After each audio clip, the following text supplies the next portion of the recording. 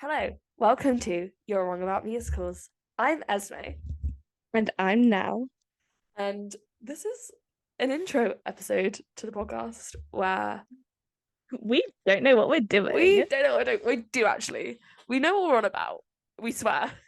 We promise. I promise We we know what we're promise talking about. we know more than the average person should ever know about musicals. But we want to talk about the musical pipeline, which no one else would have heard of because it probably doesn't actually exist, but it No, does exist it exists to in our us. hearts and in our minds constantly, and so we need to put it out into the world.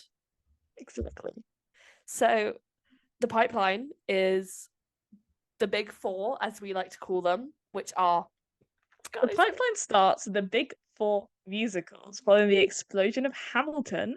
In 2016, it goes into Dear Evan Hansen and its success with social media, Heathers and its success with fandom, and Be More Chill than its success with whatever Be More Chill was successful with. we will be more chill is truly the anomaly, but it will have its own episode, thankfully, so we can get into the weirdness of it. And it plays a part in making kids insane. To those four musicals, we're gonna go beyond it. We're gonna explore some of the shows that were really, really popular around it, but didn't have the same impact or online presence in the same way. So some examples of that are Newsies, Great Comet, Falsettos, Beetlejuice, Hadestown, Mean Girls, Anastasia, Bandstand, SpongeBob, Shrek, Legally Blonde, Bring It On, Come From Away, Monsters Island, In the Heights, and The Prom. We're also going to talk about musicals that we think are honorable mentions that did not get the success and hype that they deserved, such as Tuck Everlasting, Next to Normal, Spring Awakening, Alice by Heart, Fun Home, Carrie, Bear, Amelie, Dogfight, The Band's Visit, and It's a Little Woman Women. and Groundhog Day. We're also going to be digging into some old musicals with, like, to name a few, Les Mis, Rent, Oklahoma, Annie, Avenue Q, Oliver, Miss Saigon, Into the Woods, Phantom of the Opera, Blood Brothers, Sound of Music, Chicago, Grease, Billy Elliot, West Side Story, and Ragtime. I We'll mean, look at how everyone got more insane during the pandemic with things such as the sudden, although this was pre-pandemic, the sudden blowing up of Star Kid and Tin Can Bros, the Ratatouille musical, the enough said, Ratatouille. as well as underdog shows, uh, the increase in popularity of jukebox musicals, as well as things like the Bridgerton musical. Yes, and then post-pandemic, we are going to talk about. We're going to split it up. We're going to talk about some of the West End hits, Heathers in the post-pandemic era, Bonnie and Clyde, Oklahoma, Six. Everybody's talking about Jamie, Amelie, and Juliet, and a new contender, Operation Mincemeat, Broadway revival with Parade, Sweeney Todd, Into the Woods, and the infamous Funny Girl. And then we're going to talk about some good things to come out of it that don't really fit in anywhere. So, Moulin Rouge, We Are the Tigers, Ride the Cyclone, and Cabaret.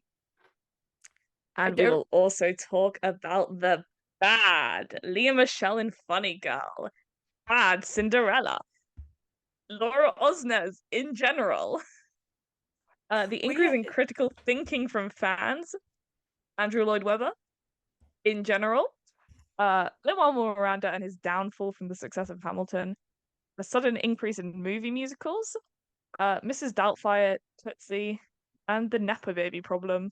Yeah. So we're going to be looking at all of these musicals and all these subjects, not only for what they are as like a text and what they are as an actual musical as like you're watching them, but also their impact on culture and the Broadway fandom at large and the way we interacted with them and all of that really fun and interesting stuff.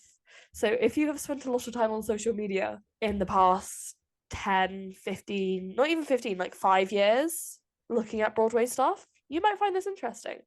If We'll tr- I asked you which character from Dear Evan Hansen eats bath bombs and you could answer confidently, listen to this.